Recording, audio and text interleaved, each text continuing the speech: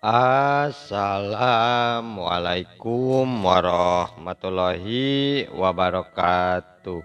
Wilujeng tepang dangu deui sareng kince. Alhamdulillah kanggo dinten ayeuna tiasa nepangan deui. Satacana dipedar icarios sim kuring nganuhunkeun kertos like, komen sareng subscribe-na nya atur nuhun. Atuh di mana wae ayana mugia dipaparinan kasehatan sareng dilancarkeun dina milari rezekina amin.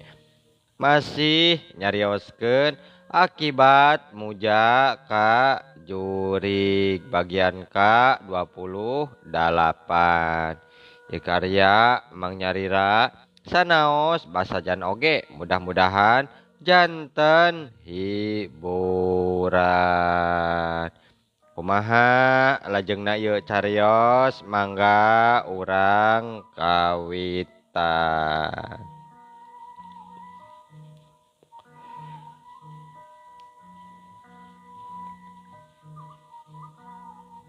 Pina hatena ngarasa reuas sabab imahna juha beak kahuruan naon sababna jeung marga lantaranana pok harita aki Juma nya Rita. Ayeuna mah kieu wae Nyai, milu wae ka aki. Ka imah pupuhu lembur, katelahna teh Jang Otang teh. Anu lila can dilantik jadi pupuhu lembur keluarga jeung arah puguh deui.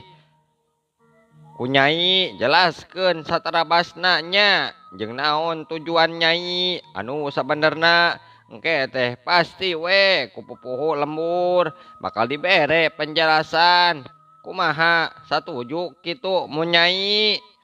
Mangga aki abdi mah bade ngiringan wae kumaha saena tur memang kedah kitu atuh kedahna teh Ki abdi bade nepangan atunya ka pupuh lembur supados langkung aman turin neh dina cumaritana aki. Mohon mangga Nyai ayu atuh enggal dibujeng wae nya cek aki Juma deui harita ngajakan ka imah pupuhu lembur. Gancangna duanana arindit harita teh geus nepi ka imah pupuhu lembur pok aki Juma nya Rita. Assalamualaikum Jang Otang aya cek aki Juma bari nangtung dina golodog imah satu tas nepi sedangkeun biinah mah masih ngajanteng di buruan. Waalaikumsalam. Antosan sakedap aki cek nu jero imah nembalan bari kulutrak mukakeun panto jiga nama geus apaleun deui kana sora aki Juma teu kudu nanyakeun saha nu aya di luar. Gening sareng binah atuh mangga aki bibi kalabat sadayana cek Kang Otang nitah ka aki Juma jeung biinah asup ka jero imah bari hatena kaget sabab aya biinah.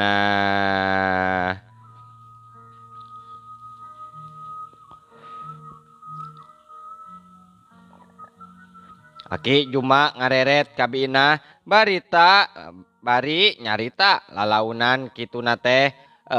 Mangga gerak kalabat Nyai tos disauran kitu mah ku kipuhu dupi lebetna di lebetna aya saha wae kitu anjeunna teh kitu aki anjeunna wae nyalira dupi atanapi tos keluargaan kitu cek biinah ngadon nanya. Kalaresan mung anjeunna nyalira di bumi teh Nyai margi anjeunna mah tacan keluargaan deui kitu manawi Nyai. Oh kitu nya Ki Mangga atuh rencangannya ku aki kalebet bumina atuh mohon pangpang nama supados taya fitnah ti tatanggi ke dumeh abdi paduduaan di bumina. Nya mangga nyai mangga ayo atuh ku aki wae wang rencangan mangga aki weh ti payun aki Juma jeung biinah meh bareng asup ka jero imah Kang Otang nu ayeuna geus jadi pupuhu lembur.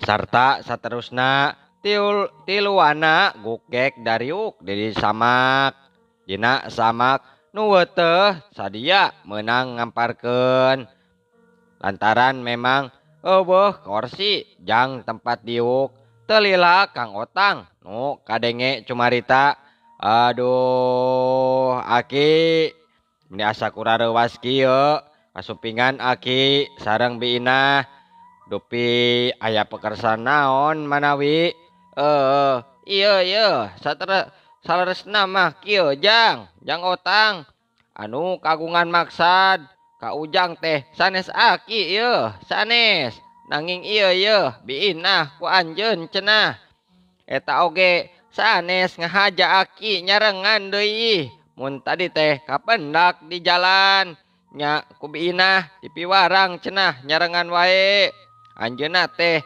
aya obrolkeuneun kasalira ujang saurna teh kitu tah manawi mangga atuh gera nyarios nyai gera nyarios sabatkeun pamaksadan nyai teh anu sareresna deui supados enggal diwaleran ku kipuhu tah kitu ceuk aki Juma gancang mere alesan carita ka biinah kituna teh bari biinah bari ngareret Kang Otang manggut bari imut. Oh gitu mangga tuh gera enggal saurkeun nya aya pikeun naon atuh bibi sumping karorompok nu sakieu duh buktosna ge biinah tembong unggek laju kadenge cumarita duh langkung ti payun bibi teh nyuhunkeun wae dihapunten nya sateu acana kasaderek Otang wireh danget ayeuna kalayan bibi teh asa-asa nya kapaksa oge dongkap ka bumi salira margi aya nu bade ditaroskeun ieu teh patali sareng kahuruan bumi juha sareng anu sanes-sanesna deui da tadina mah abdi bade langsung wae ka jalmina nanging kamarana geuning beta araya juha teh mohon maksad mah hoyong tepang sarung juha katut nu jadi bojona margi aya nu kedah dibadantenkeun ieu teh kalintang pentingna tah janten kieu salaresna maduh anu ngajantenkeun bibi dongkap ka bumi kipuhu teh darekdek biinah cacarita ngeunaan naon rupa nu jadi Bang Baluh hate salila ieu patali jeung kaayaan nu jadi salaki nu mimiti arek kaku indit ka kota tug nepi ka harita kaayaanana jadi robah sagala rupana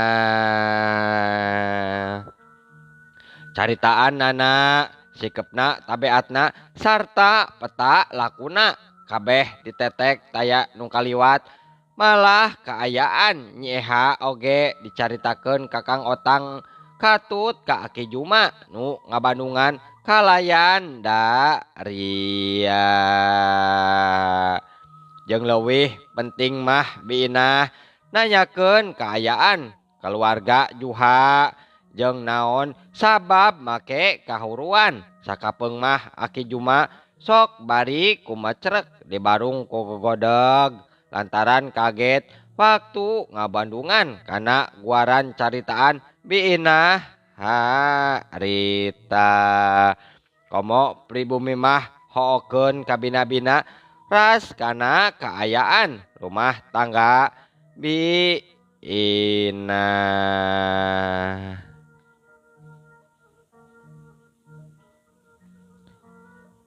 Sarta seterusna satu tas Bina ngaguar lalakon kahirupanana tur miharep bisa tepung jeung juha katut Ceito hayang ngakurkeun caritaan oding kadenge hareta Kang Otang cumarita deui.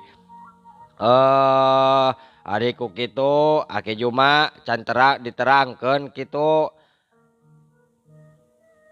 Diterangkeun anu jadi jujutan sabenerna ngeunaan imah juha kunaon bet kahuruan jeung palai ngakurkeun cariosan ti saderek Otang ka bibi nya ayeuna simkuring Wang Pedar derekdek Kang Otang ngaguar kahirupan juha katut Ceito ti mimiti pisan panjang lembar diguar eusi jeung cakangna meh taya nu kaliwat kitu-kitu cenah ti mimiti Ceito jeung juha bebuara macakal nyeun imah di eta lembur kabeh dicaritakeun ku Kang Otang meh taya nu kaliwat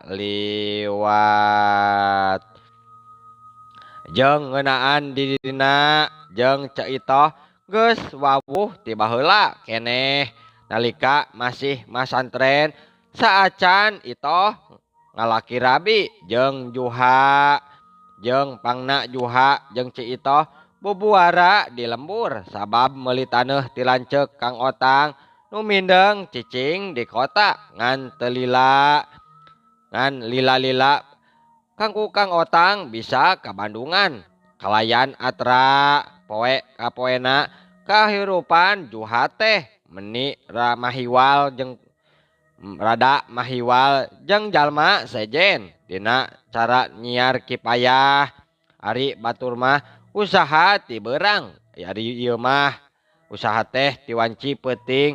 Kang Otang ngaku sacara jujur ka Bina memang boga kaleuwihan saeutik gedena bisa ngabantu kana tetempoanana kaliwatan panon batin yen dina kahirupan juha katut Ceito aya nu teu beres. Meh loba anu maot ngadadak lantaran diwadalkeun ku juha. Kang Otang oge dumasar dina boga rasa percaya diri jeung kawani nya angtukna mah rasa tanggung jawab pikeun ngayakeun tindakan ku cara rencepan ngajak warga ngalakukeun tindakan nggerebeg juha mun kapanggih jadi sakadang bagong sabab Otang yakin juha memang munjung ka siluman bagong.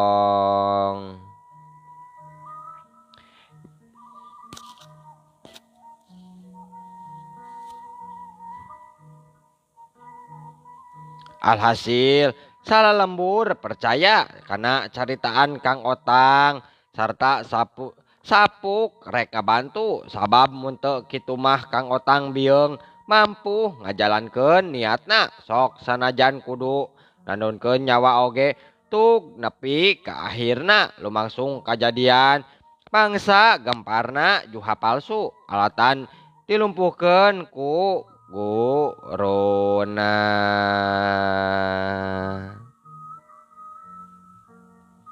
Telila sanggeus ngarasa cukup merek kateranganana ka Bina anu saregep naker ngabandungan kana guaran carita Kang Otang kalayan Daria nya kadenge Kang Otang mungkas guaran caritaana.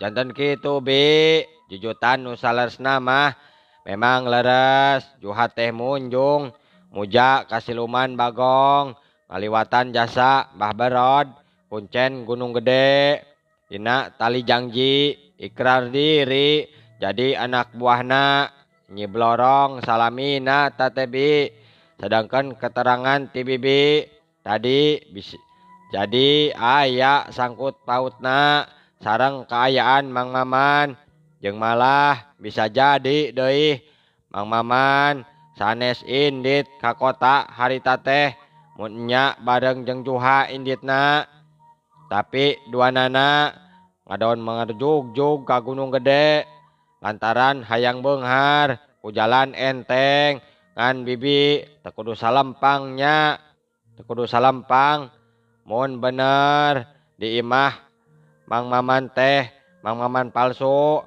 Nyi Eha geus lain Nyi Eha deui nu asli keun bibi ulah sedih sabab aya keneh budak bibi anu hiji deui anu kuat sarta bakal ngajait kaayaan bibi tina sagala Bang Baluh nulungan bapa tina kasangsaraan di penjara di negara siluman kitu tah bi.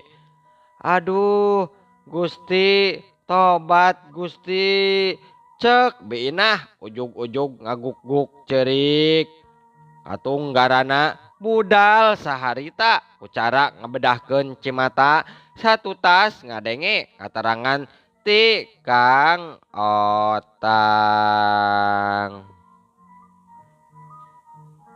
Sangsara dunia mah masih kene leuheung bisa ditarikahan kene tapi sangsara batin mah mungguh leuwih berat yang hareupanna nalangsa kabina bina leuwihna ti eta bina ngarasa hancur jeung nyeri hatena sabab salila ieu geus dijinahan ku makhluk siluman iblis bungklekan nunggeus ngancurkeun iman dirina eta ge mun seuk bener. Ingat deui ka Asep tapi ayeuna Asep teh jadi budak pikawatireun jadi sok loba nu ngabuli mika ngewa teu puguh teu kolot teu budak ngarewa ka Asep lumeh katingalna jiga nu boloho mindeng polohak-polohok jiga nu tinggal ka longen.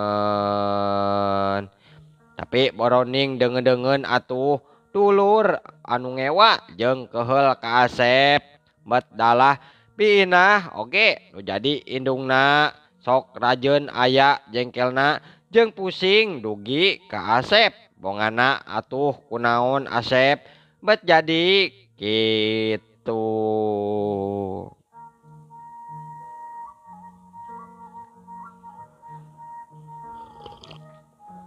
Nya binah bingung ayeuna teh keur kakandungan 3 bulan geus pasti eta mah cenah anak titisan ti bangsa siluman. Kang Otang jeung Aki Juha teh pating rarenghap terus silih teuteup sarta duanana ge teu burung beueus ku cimata lantaran ngakagagas ku nasibna biina. Anakna kudu jadi korban alatan ka talobehan nu jadi kolot pok biinah nyarita aduh ai budak abdi teh nu mana atuh anu bakal ngajait kana kasangsaraan abdi Jang Otang da budak anu kahiji teh duh puguh nilik dina syariat mah taya bakat anu bisa dipercaya sifatna jadi aneh kakapeungan teh ku batur disangka teu hideng budak teh tapi cek perasaan mah waras Asep teh waras teu matak ayeuna teh ngeureuyeuh wae sakola oge Jang Otang oge Aki kumaha ieu teh kumaha Aki Juma milu nyarita kituna teh sabab karunya ka biina. Ulah kagok sabar Nyai. Ulah kagok sabar. Anggap we lah eta mah ujian keur urangnya. Kan yeuh kudu tetep aya syaratna eta teh anu teu meunang dimomorekeun nya kahiji Nyai Omat tong ngajauhan ti pangeran ieu ibadah tong coba-coba ditinggalkeun nya. Atuh mun bener ninggalkeun kudu gancang tobat. Nanada kanu maha kawasa menta pangapura deui. Kukituna insyaallah sagala masalah anu jadi Bang Balu bakal lepas sorangan tanpa karasa kitu cenah aing ngeunaan budak nyai. Jadi kitu kaayaanna teh bari aki mah teu apal ieu budak nyai teh anu mana deui jeung kumaha kaayaanana. Kukituna deui nyai wayahna we nya anu kudu leuwih ngarti nyai teh kana kaayaanana maka gewat bebeja ka Allah ngaliwatan doa sangkan ieu bisa menang jalan anu hade budak teh jalan keluar tina rupa-rupa masalah bisa menang jawabanana tah kitu nyai. Aki Juma mere pepeling harita atuh beki karasa nalangsa hate bina dina hari waktu harita lantaran manehna rumasa jauh ti pangeran sieun keneh ka tangtuan nu jadi salaki.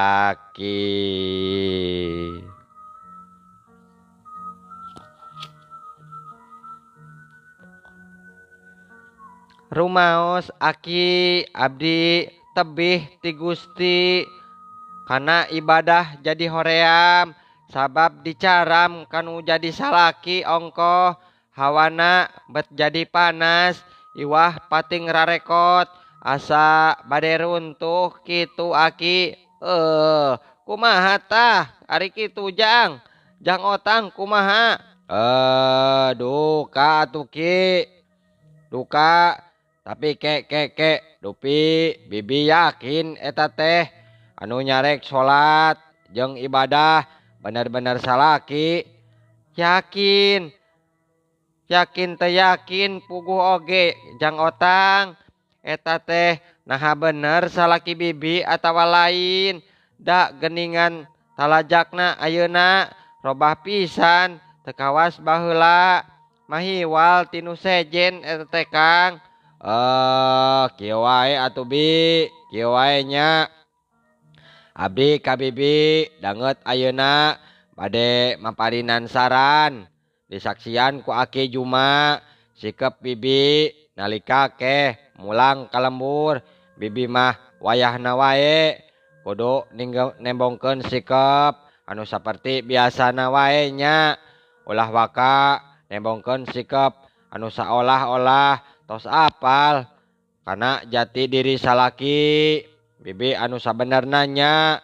Sabab abi mah tetep wae gaduh pirasat yen Mang Maman anu aya di bumi bibi nya sanes asli tateh jadi tapi palsu kitu tah manawi bibi muhun nya ku bibi bade dicobian atuh moal ngutarakeun yen bibi tos apal ngeunaan salaki bibi anu robah adatna alatan pernah indit ka Gunung Gede sarta mun bener di imahna salaki bibi anu palsu nya abibi teh kudu api-api heula we teu apal kitu meureun maksud jang otang teh nya bibi kitu tah. Bi waktosna seep Bi. Aduh nya mohon waktosna kabejeng seep mohon. Insyaallah enjing atanapi pageto tiasa dilajengkeun deui dina seri K28-nya. Mangking ce ngahaturkeun wabillahi taufik wal hidayah. Wassalamualaikum warahmatullahi wabarakatuh. Cah.